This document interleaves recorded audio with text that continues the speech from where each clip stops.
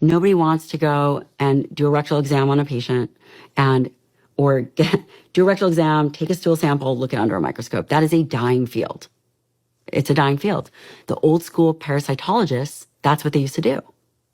Now you get a stool sample and you send it and it goes to a lab. That missed almost everything. We would send them to old school parasitology in New York. They would come back with whipworm, roundworm, liver fluke. We would treat them. We would treat their wives.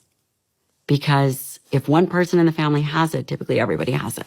I've had this happen about a dozen times in my practice where somebody did a stool sample at their home, collected the stool, put it in a little vial to ship it to the lab, and they would also put in a worm. The worm was segmented. It looked like a worm, looked like an earthworm, flatworm, roundworm, whatever. Sent it to the lab, and the report came back negative. Why is it that these labs can't find parasites? And then there's studies with thousands of people and they're looking for the cause of Crohn's disease or IBS or whatever, but they don't find any parasites. So they just put them on some drugs to address the symptom. It's because the labs suck, because they can't find parasites. They don't look for it, even though it's right there in front of their eyes. The worm is right there. The report comes back negative. One time I had a patient do a colonoscopy and there was a worm in the intestines and the doctors didn't say anything about that. It's normal, they say. No, parasites cause a lot of disease, and they are one of the top 10 causes of chronic illness.